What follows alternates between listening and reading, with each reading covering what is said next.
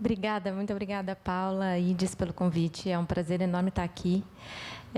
Falo em nome do Roberto, um agradecimento especial, né? Ele é presidente do nosso conselho, Roberto Vac, e estamos voltando agora da COP. Ele estava em Belo Horizonte, não conseguiu fazer esse bate-volta, então estou aqui, mas pediu para agradecer muito.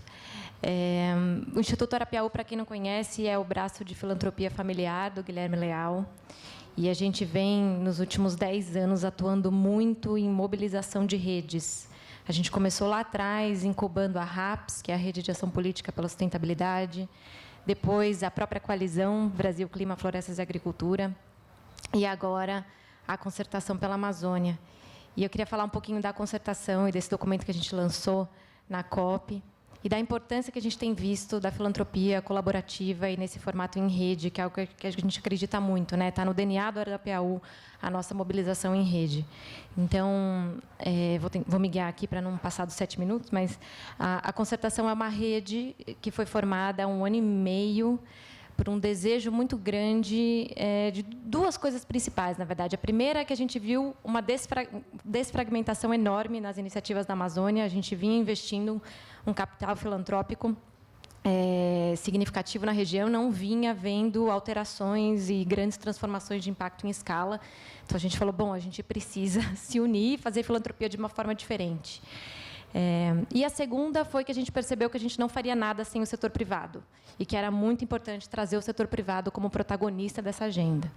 Então, a gente começou a convocar atores, setor privado, academia, sociedade civil, mídia, governo, ex-governo, e a gente se uniu na concertação. Hoje são mais de 400 lideranças engajadas para pensar em novos modelos de desenvolvimento sustentável para a Amazônia. A gente se reúne mensalmente, em plenárias mensais, em que a gente discute os temas de forma mais macro. A gente tem também 8 grupos de trabalho que foram formados como um resultado concreto dessa articulação. Então, o Arapiaú segue fazendo a secretaria executiva dessa rede, que é algo que a gente reconhece que a gente faz bem. E esses 8 grupos de trabalho, inclusive o Marcelo Brito apoia muito o grupo de bioeconomia, eles nos ajudam a aterrar, a concretizar muito dessa visão de desenvolvimento sustentável que a gente quer levar, né, para a Amazônia. Além disso, a gente teve um primeiro passo concreto, que foi a produção de uma base de conhecimento ampla, sistematizada, fácil, pública, de fácil acesso para todo mundo. Ela está aberta numa plataforma, na concertaçãopelamazônia.com.br, porque a gente viu muito a necessidade de nivelar o conhecimento de todos esses novos entrantes na agenda da região. É uma plataforma que decidiu abraçar a complexidade da Amazônia. A gente acha que a gente não consegue resolver problemas complexos de forma simples, então ela é dividida em 17 eixos. E, enfim, depois vocês podem navegar lá, mas a gente tem chamado muito isso de uma fotografia mínima da realidade da região. E a gente achou que esse nivelamento para a rede foi muito importante. E aí o segundo passo concreto que a gente fez agora na COP foi lançar essa agenda, que é essa agenda aqui. Depois eu tenho outros exemplares ali, se vocês quiserem levar. Mas a gente chamou de Agenda pelo Desenvolvimento da Amazônia, que foi um documento construído a muitas mãos por essa rede, passou por um processo de plenária, passou por um processo de consulta pública, recebeu mais de 100 comentários. Então, a gente ficou muito feliz, inclusive com participação de lideranças indígenas, né, com a voz da Amazônia. A gente ficou muito feliz de chegar nisso, que a gente entende que é a base, que é o ponto de partida para onde a gente quer ir. É um documento com uma visão de futuro. A gente traz um pouco o sonho do que a gente gostaria para aquela região. A gente fez uma análise dividida em 4 Amazônias. Então, a Amazônia, que é a Amazônia que ainda está conservada e intacta, a Amazônia que já foi desmatada, a Amazônia em transição, que é aquela que está em transição na fronteira do desmatamento para floresta ou para desmatamento, e cidades, Amazônia urbana. E para cada uma dessas 4 Amazônias, o documento apresenta ações concretas e específicas para cada uma delas e ações estruturantes. Então, a gente volta da COP bem entusiasmado para a gente implementar essa agenda. O primeiro passo vai ser fazer um processo de peer review com lideranças indígenas. Eu não sei se vocês viram, mas foi a maior comitiva indígena nessa COP. Foram 41 lideranças de todos os biomas. Então, sem dúvida, a gente precisa trazer essas lideranças como protagonistas, não só como um processo de escuta, mas como protagonistas na construção desse documento. E o segundo passo, que a gente vem discutindo muito, inclusive com o Marcelo, é como que a gente desce para o chão em projetos estruturantes, 2 minutos, tá, para a região. Acho que, só para acabar, queria dizer que a gente tem visto cada vez mais a importância da filantropia ir além de projetos autorais e separados e independentes, né, ou marcados por marcas específicas de algumas empresas. Acho que a gente vê um movimento muito grande, e a concertação é resultado disso, da rede capaz de produzir transformações maiores em territórios, né? Na COP, agora, a gente viu 3 Brasis, não sei, eu acho que depois o Marcelo pode até ver se ele concorda comigo, mas tinha o governo federal muito isolado, o Brasil da diplomacia, que estava tentando ali buscar consensos e acabou fechando o acordo do artigo 6 do mercado de carbono, mas o Brasil da sociedade civil, que chegou amadurecida e que era vibrante, assim, diversa, plural, num espaço que a gente fez da sociedade civil, que é o Brasil Climate Action Hub. E, então, ficou evidente, assim, acho que tem uma coisa que nos uniu na agenda ambiental e na agenda social, né? Acho que o EIUS, a união do EIUS na COP ficou muito evidente também. Mas se teve algo que nos uniu nessa agenda nesses últimos anos, foi o governo federal. Então, acho que a gente chega junto, amadurecido na COP, e tem um processo muito grande da gente agora concretizar e descer e entender como que a gente usa o poder dessa rede que a gente criou para fazer uma filantropia de uma forma diferente, né? A gente viu uma mudança da filantropia do mundo dos milhões para o mundo dos bilhões. Acho que isso foi muito significativo, mas a gente sabe que, para resolver a questão da Amazônia e de desenvolvimento de outros territórios, a gente precisa de trilhões. Então, acho que o objetivo também é como que a gente traz o setor privado para essa conversa. Então, como eu não tenho mais tempo, acho que também o Marcelo pode falar um pouco mais disso. Obrigada. Obrigada a você, né? Acho maravilhoso ver essa junção do E com S, né? Porque, no fundo, as coisas andam juntas. A gente não tem como pensar em desenvolvimento sem pensar nas pessoas que ali habitam, né? E essa questão, né? Precisamos nos unir, não tem outro caminho. Para a gente andar um pouquinho... Na verdade, sempre tem aquele máxima que diz que a gente... eu nem sei falar direito ditados, mas para ir mais longe... Você precisa de... Nem sei, mas que andar junto, você anda mais devagar. E, na verdade, o que a gente está precisando é andar rápido e andar junto, porque é a única opção, né, que temos para enfrentar os desafios. E envolver, né? Não adianta a gente ter o EUS junto se a gente não convencer o G, né?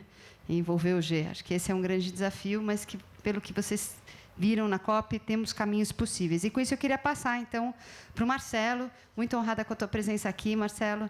E aí, conta um pouquinho para a gente, dá um pouco de esperança, hein? Paulo, obrigado. Oi. A gente estava junto na Escócia 4 dias atrás, né? Diferença de clima brutal. Bom, prazer imenso estar aqui com vocês. Bom, apesar de presidente da Associação Brasileira do Agronegócio, eu estou aqui hoje para falar da Coalizão Brasil, Clima, Floresta e Agricultura. E o que é a coalizão? É a união dos esforços em busca do G. Porque sem o G a gente não chega no E e no S. E quando é que surgiu essa ideia? Antes da COP de Paris. O setor ambiental estava muito preocupado que o governo não fosse ambicioso o suficiente na definição das metas do Brasil na COP de Paris. O agronegócio estava muito preocupado que o governo fosse ambicioso demais e que o setor não desse conta de cumprir essas metas. Então, uniu-se esses dois lados. Primeira iniciativa desse tipo no Brasil, ONGs nacionais, ONGs internacionais, o setor do agronegócio e a academia, e montaram a Coalizão Brasil, Clima, Floresta e Agricultura. Primeiro, para fazer esse acompanhamento, esse advocacy da equipe de negociação brasileira lá em Paris. Deu certo. Então, o que eram poucas dezenas de participantes, hoje se tornou uma organização com mais de 300 membros. E aí nós estamos falando de um pequeno agricultor às maiores empresas do agronegócio. Nós estamos falando de um cientista de uma universidade aos maiores bancos, às maiores empresas de papel e celulose, processadoras de alimentos. Ou seja, nós estamos falando de uma união realmente salutar. Tanto que a gente chama modestamente, né, nós somos um pouco modestos, a gente chama da maior iniciativa cidadã sob o ponto de vista econômico do Brasil. Por que isso? Porque nessas 300 organizações presentes, ou mais de 300, o que nós temos ali é uma composição monstruosa de vozes divergentes, com visões nem sempre complementares do que deve ser o Brasil de agora, ou daqui a 15, 20, 30 anos. Mas lá, primeiro, exercitou-se a busca do consenso. Então, o que a gente buscava lá era o consenso. Então, colocava esse monte de organizações sentadas juntas e tentava fazer um consenso entre bancos gigantescos, nacionais e multinacionais, com ONGs da Amazônia, com empresários do Mato Grosso, ou seja, era um negócio complicadíssimo. Só que nós fomos amadurecendo e chegamos num ponto que enxergamos que o consenso não era o melhor caminho para seguir. Porque o consenso você pode obter, Paulo, de várias formas, até por pressão ou por poder. Tá? Nem sempre republicanos. E nós descobrimos que o mais importante era trabalhar por consentimento. É onde você exerce o mais puro sentimento altruísta do ser humano. É você ter aquele momento de verdade de chegar e falar assim, olha, eu não concordo completamente com isso que você está propondo, mas em prol de um grupo, em prol de um desenvolvimento, eu dou meu consentimento para a gente seguir adiante. E esse tem sido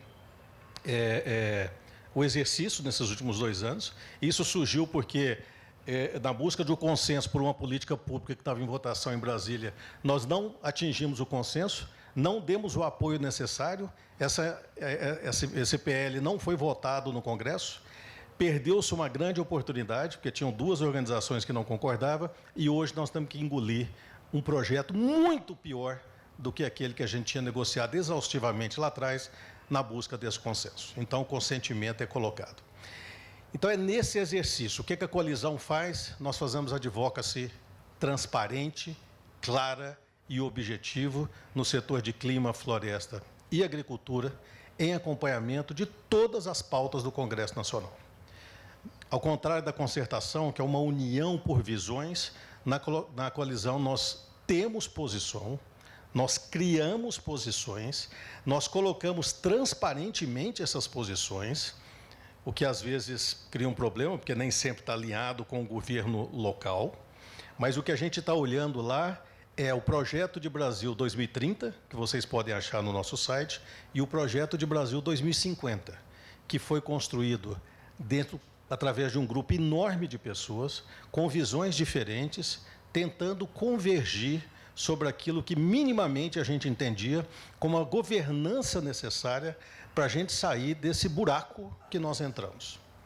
Hoje, às 5h30 da manhã, eu comecei minhas leituras e a primeira foi uma matéria da BBC mostrando o caso da fome nas crianças que estão voltando às aulas presenciais agora e crianças desmaiando nas salas de aula porque os pais estão desempregados ou ficaram órfãos porque os avós faleceram de Covid, ou seja, um caos social dentro de um país que é o 4º maior produtor de alimento do mundo.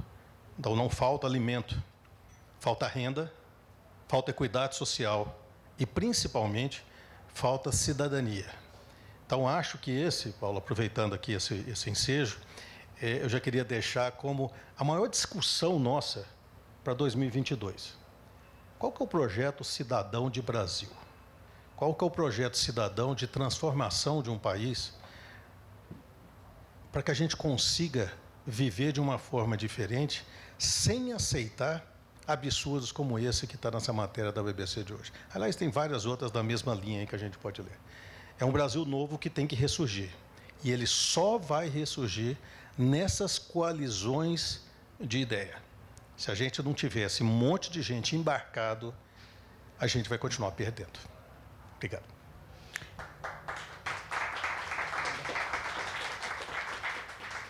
Eu que agradeço. Eu acho que esse conceito do consentimento eu vou incorporar. Porque, realmente, muitas vezes as agendas são amplas e chegar num consenso se faz tão exaustivo e demorado que, quando você chega no consenso, já passou a oportunidade. Né? E o advocacy, a gente fez o advocacy aprovação da Lei dos Fundos Patrimoniais, e isso foi um aprendizado que eu tive. É de oportunidade. Quando você tem oportunidade, você tem que vir à noite, endereçar os temas, mas você tem que ter muito claro quais são suas prioridades e ter o consentimento do grupo. A gente criou uma coalizão também pelos fundos filantrópicos. E foi uma experiência bem interessante, mas eu nunca tinha pensado sobre essa ideia do consentimento.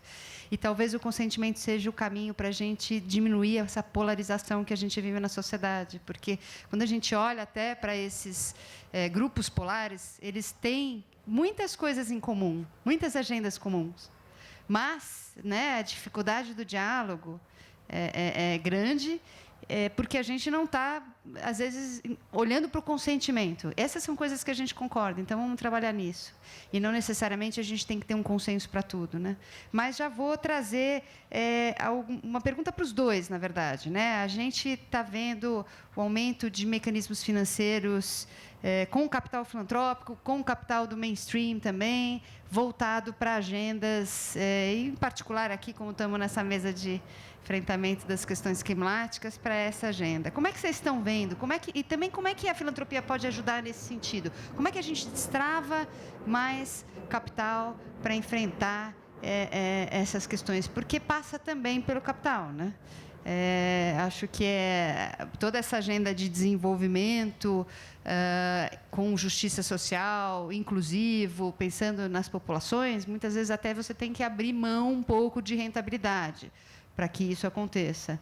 E destravar esse capital acho que é um desafio importante, mas eu já vejo de forma otimista também, que a gente tem caminhos aí, não só Brasil, mas mundo.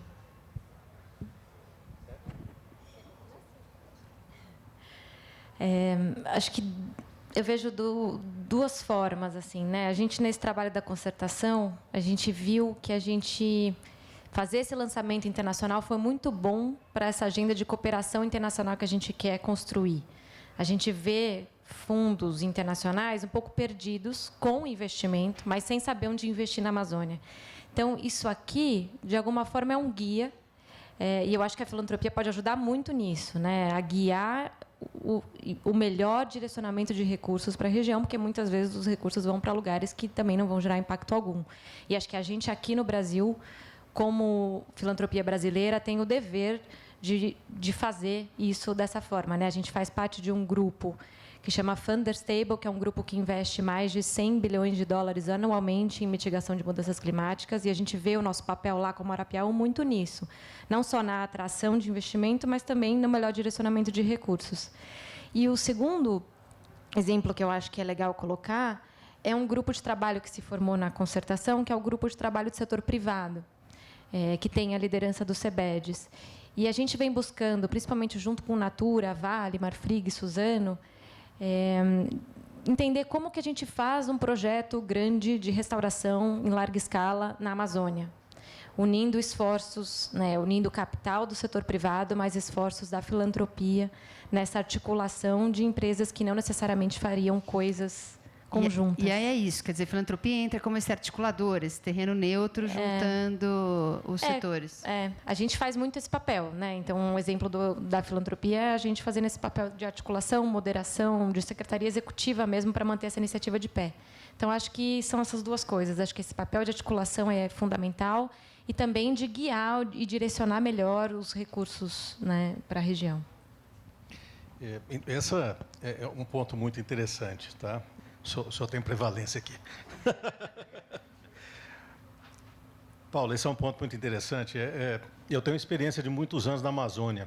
Tá? São 30 anos de trabalho na Amazônia, em 3 categorias diferentes. Primeiro, trabalhando para a empresa da minha própria família, que foram os primeiros anos. Depois, quase 24 anos trabalhando para uma empresa enorme, um dos maiores banqueiros desse país. E nos últimos 3 anos, por conta e risco meu e de alguns amigos, que montamos uma empresinha de investimento de impacto e descobrimos que não existe capital paciente. Capital paciente é aquele que sai do seu bolso, tá? Dos outros não existe. Isso é toda história para boi dormir. E descobrimos o seguinte, depois desse processo, depois desses 30 anos, nós conseguimos enxergar que a filantropia sozinha dentro da... É por isso que precisa dos endowments. Exato. A filantropia sozinha dentro da Amazônia, eu te confesso que fez um monte de promessa e não entregou o que tinha prometido. A mesma coisa que as ONGs, setor privado, governo, etc. E o setor privado também. Sabe por quê, Paulo? Eu vou te dar um exemplo de um negócio que a gente está investindo lá, não vou citar nome, não vou fazer propaganda nem nada, tá? Mas você chega lá e você descobre que é o seguinte, você tem um belo produto para ser transformado num processo bioeconômico amazônico que apoia comunidades indígenas, quilombolas, principalmente os quilombolas, que são os mais necessitados que tem naquela região. Mas aí você descobre que não tem internet para chegar lá. Você descobre que não tem energia elétrica, você descobre que não tem estrada para chegar lá dentro, que não tem a mínima infraestrutura que seria o papel ou dos governos municipal, estadual ou federal. Se você pega essa infraestrutura que você tem que colocar lá e coloca no seu business plan de negócio, você mata o negócio no ninho. Acabou. Venture capital, esquece. E aí entra a filantropia. Aí é onde entra a filantropia. Então, o blended, né? No nosso caso, nós montamos um instituto, tá? E eu vou dar o exemplo aqui dos Yanomamis. Nós fizemos um contrato de 5 anos de trabalho com eles, mas eu precisava fazer um investimento em infraestrutura. Para não matar o business plan do negócio, nós somos a filantropia, conseguimos e estamos fazendo esse investimento lá dentro. Tem exemplos, poucos exemplos positivos, onde a filantropia colocou dinheiro na Amazônia e aquilo deixou de ser um negócio local e passou a ser regional ou estadual, e raríssimos que passaram a ser um negócio nacional ou internacional, justamente por falta dessa interface. Mas isso foi um modelo antigo. O modelo hoje já é bastante diferente, as pessoas já têm essa visão, tá? Mas eu ainda quero chamar a atenção aqui o seguinte: a estrutura, por exemplo, da Amazônia brasileira, ela é tão ruim, ela é tão miserável, ela é tão aquém a qualquer coisa que a gente conhece dentro do centro-oeste, do centro-sul para baixo, que a gente não vai conseguir fazer nada de mainstream se não tiver alguma coisa de capital paciente mesmo. Então, quando eu vou conversar com o fundo, eu falo assim: você tem data de saída? Eu falo: tem. Então, muito obrigado, nossa conversa encerrou. Porque se tiver data de saída... Você tem paciência, né? Tem que ter paciência, senão a coisa não funciona. Gente, uma pergunta aí da nossa plateia resistente, que ainda está com a gente. Tem ali uma mão levantada? Eu sou Andréa, já me apresentei. Vou pegar as 3, tá? Sou consultora associada do IDES e integrante do Comitê Coordenador do Movimento por uma Cultura de Doação. Eu queria lhe fazer uma pergunta, talvez o Marcelo tenha mais condições de responder, mas também vai para os dois. Como você enxerga a maturidade filantrópica do setor de agronegócios no país, considerando que ele é provavelmente o setor mais bem-sucedido e que atravessou as últimas crises com uma tranquilidade raríssima? Qual é a postura filantrópica, a atividade filantrópica e a maturidade da visão filantrópica do setor de agronegócios? E Felipe? E temos mais uma aqui na frente, tá? Olá, tudo bem? Eu sou Felipe, do IDES também. A minha dúvida é um pouco mais endereçada à BAG, de como é que vocês fazem para fazer escuta da agricultura familiar, porque claramente você consegue juntar os grandes pecuaristas, matadouros no lugar, grandes produtores, e essa agricultura familiar do tabaco no sul, que tem uma realidade completamente diferente da mamona, que vai ter diferente do açaí, como é que vocês fazem para trazer a necessidade desse público não necessariamente organizado e que é em grande parte responsável pela preservação na fronteira agrícola? Bom dia, boa tarde. É Feltrin, do Instituto Cicobi. Mais para o Marcelo, tá? Está falando em desenvolvimento do Brasil e da Amazônia. O ex-ministro falou sobre a importância do sistema financeiro, né, para o desenvolvimento econômico e social de um país, né? E nós temos um sistema financeiro sólido, eficiente, tá? E está sendo uma grande discussão pelos bancos centrais e pelo Banco Central do Brasil hoje a respeito do marco regulatório voltado para sustentabilidade, mas com foco em social, ambiental e climático, né? Como que esse marco regulatório pode influenciar positivo ou negativamente o desenvolvimento, especialmente da Amazônia, tá? E, por último, uma questão seguinte: isso que se fala muito aí de desmatamento, todo dia, né, estão desmatando milhares de campos de futebol, parece que não tem mais nenhuma árvore lá na Amazônia, né? Isso é verdade? O que é realidade? O que é história? Obrigado. Excelente. André, em primeiro lugar, o agro é uma palavrinha curta que cabe tudo. Por bem ou por mal, você coloca tudo dentro do agronegócio. Eu vou te falar o que é o agronegócio brasileiro. São 6 milhões de propriedades rurais, Dessas, 4 milhões têm de 1 a 50 hectares, 81% delas nunca conseguiram um financiamento, 50% delas ainda utilizam métodos de agricultura do século passado, nunca fizeram uma adubação, uma fertilização, não têm tratores. De todo o agro brasileiro, 2% dessas propriedades respondem por 71% do valor bruto da produção do agro brasileiro. Então, a gente tem que tomar um cuidado danado para responder de que agro nós estamos conversando. Então, na sua pergunta, eu digo o seguinte: o exercício de filantropia dentro desses 2% que representam 71% do valor bruto, ele existe, ele acontece, ele é ativo principalmente nas suas regiões locais de produção. Eu acho que está evoluindo. É um setor que é muito acompanhado de perto pelo governo, porque ele é totalmente dependente. Por exemplo, pessoal de proteína animal, gente, você precisa entender que se você for dono de um frigorífico avícola, ou de suíno, ou de bovinos, você exporta se o governo quiser, tá? O governo que define, não é a sua planta, a qualidade da sua planta e a sua qualidade pessoal como empresário que define se você pode ser um exportador, não. É um burocrata de Brasília que te dá uma licença para você ser exportador. Então, é difícil as pessoas contrariar qualquer coisa do governo, porque isso pode definir a existência dele enquanto empresa. Segundo ponto do Felipe, como é que a gente mede a agricultura familiar? Isso é muito difícil, Felipe. E eu vou te falar o seguinte, não tem ninguém que mede a agricultura familiar. Primeiro que cometeram um erro brutal em governos passados de colocar que a agricultura familiar é o grande fomentador de alimento na mesa do brasileiro. Isso é uma falácia, isso é fake news. As pesquisas mostram, as oficiais do IBGE e outras de diversos institutos e universidades que fizeram, em alguns produtos a agricultura familiar tem a prevalência, e eu te falo, por exemplo, leite, mandioca, frutas, hortaliças, feijão, nessas aí a agricultura familiar tem prevalência. Nas outras não tem. E mesmo assim, por exemplo, no leite, mais de 60% é agricultura familiar. Mas quem é que processa esse leite? É a grande indústria. Então, é uma bobagem a gente fazer essa separação. O que nós temos aqui é um desafio monstruoso como sociedade que a gente pode chamar de oportunidade. O que é? Transformar 4 milhões de propriedades improdutivas em produtivo. Que país no mundo tem 4 milhões de propriedades para ser incluída ainda dentro de um processo de geração de emprego, renda, equidade social e assim por diante?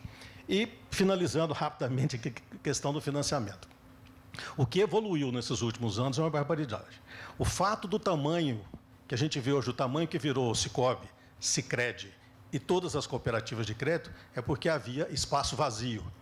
E, como a gente sabe, em negócio não existe espaço vazio. Os grandes bancos deixaram esse espaço, vocês entraram e cresceram assustadoramente. Nessa mesma esteira vieram as fintechs, que hoje se utilizam, por exemplo, da rede de distribuição de insumos do agro que tem no Brasil inteiro, e empresas distribuidoras passaram a ser fomentadoras de financiamento no campo. Então, assim, nós estamos no início desse processo, como eu falei para vocês, 81% das pequenas propriedades ainda não tiveram acesso a financiamento. Então, imagina o tamanho desse mercado.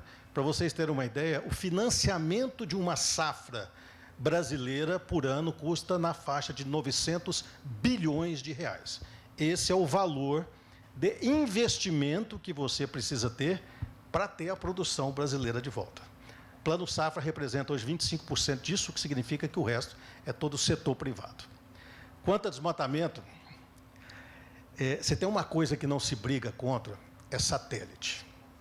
Porque ele fotografa, ele mede, ele diz se você adubou a sua área, ele diz que tipo de soja você tem plantado, que tipo de cupuaçu. A gente usa um sistema lá na Amazônia, para você ter ideia, ele divide a área e mostra, aqui é a plantação de cupuaçu, aqui é a plantação de cacau, aqui é a plantação de soja, aqui é pecuária. Então, não dá para jogar contra a ciência. E se a gente quer movimentar o Brasil em relação às futuras gerações e quer transformar o Brasil em um player, que o Brasil deixe de ser 1% da exportação, 1% da importação, 1% do PIB, 1% de tudo. Se a gente quiser ser mais do que isso, a gente precisa ter um desenvolvimento baseado em ciência. E a gente precisa ter um desenvolvimento baseado na natureza. Dizer que o desmatamento não existe, ou que a Amazônia é igual a 1500, no ano de 1500, eu só posso dizer que chama-se completo desconhecimento do que acontece em solo. Tá? Nós temos 18% da Amazônia já desmatado. Esses aí são 18% que não existe mais floresta. Mas do restante, pelo menos 35% já é floresta degradada, onde foi feito o chamado desmatamento seletivo. Tudo que tinha ali de valor já foi retirado. E, infelizmente, de forma ilegal, isso não se transformou em renda, desenvolvimento e crescimento para o Brasil. Tanto que hoje esse desmatamento ilegal, ele é causa de criminalidade, ilegalidade, lavagem de dinheiro de garimpo ilegal e transformou a Amazônia num corredor de drogas, o que é um terror para o Brasil. Acho que só acrescentar, a gente já perdeu 18, mas a gente tem o tipping point, né, que 99,9% dos cientistas concordam que se a gente chegar a 21, 22%, a gente tem o ponto de não retorno. Então, não é que a gente pode desmatar tudo, a gente está quase chegando no tipping point, que seria a savanização da Amazônia. E dizer também que essa é uma conversa um pouco burra, né? Porque a gente já reduziu o desmatamento histórico em 2012 na Amazônia, quando o PIB do agronegócio estourou. Triplicou. Então, é possível fazer os dois, né? Então, acho que a gente tem que sair um pouco dessa discussão, né? Acho que a abundância da Amazônia, às vezes, ela engana também, né? A gente fala, não, mas tem tanta árvore, está desmatando mesmo? Então, acho que é importante a gente sair dessa discussão, trazer sempre a ciência para essa conversa. Renata, queria já te pedir para fazer suas considerações finais, mas eu tenho uma última pergunta. Eleições 2022. Bem rapidamente, só para saber se a gente tem esperança de que a agenda climática vai entrar aí de uma forma mais incisiva nas propostas de planos de governo. A gente tem falado que precisa entrar, né? Acho que para o Brasil ficar de pé, a floresta precisa ficar de pé, senão a gente vai seguir de joelho, né? Essa é uma frase da ministra Isabela, que falou isso várias vezes lá durante a COP. E um dos objetivos que a gente tem para 2022, que a gente vai focar muito, né, no Arapiaú e nessa rede, na concertação, é trabalhar nessas propostas e levar essas propostas para todos os candidatos à presidência, né? Então, a ideia é que a gente, sim, trabalhe, apresente, paute, insira a agenda climática e da Amazônia nessa discussão eleitoral. Não sei o quanto a gente vai conseguir fazer isso, né? Mas a gente vai seguir tentando, e acho que esse é um papel fundamental da filantropia para o ano que vem.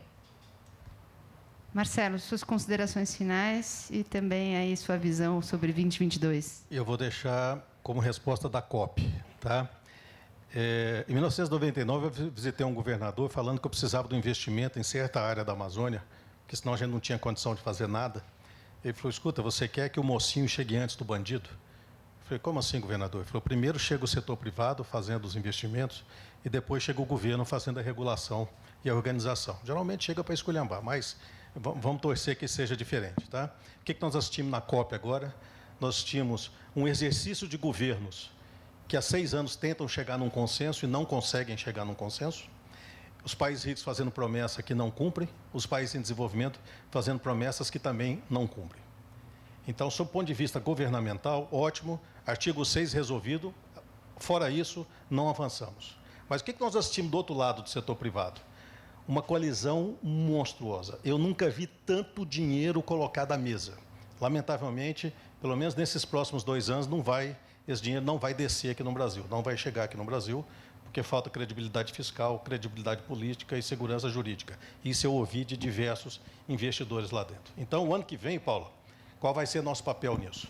O Brasil tem a chance de ser um player mundial como potência agroambiental. Nós não seremos potência em qualquer outro produto, porque nós já perdemos esse time. Agora, a potência agroambiental está na nossa mão. Olha, raramente eu parabenizei esse governo, mas eu preciso parabenizar por ter voltado atrás da NDC e ter assumido uma NDC que foi criada pela Isabela Teixeira no governo do PT, por ter assinado o compromisso anti-desmatamento, por ter assinado o compromisso de redução de metano. Agora, para ser crível, a gente precisa saber se isso vai ser cumprido, e não é para cumprir em 2023, não, é para começar amanhã. Então, vamos usar 2022 para discutir realmente o que nós esperamos para 2100. Sabe por que para 2100, gente? Porque quem tem um filho que nasceu agora, ou um neto que nasceu agora, ele vai ver 2100, tá? 2100 vai estar vivendo muito bem, provavelmente praticando o esporte, porque a medicina vai permitir isso. Então, nós não estamos falando mais, Paula, de gerações abstratas. Nós estamos falando das pessoas que nos amam, seu filhinho, o mais novo delegado da história de uma COP, está na história das COPs, 2100 ele vai estar lá. Então, nós estamos falando aqui de um projeto de Brasil para as pessoas que nós amamos, que nós abraçamos, que nos abraçam hoje.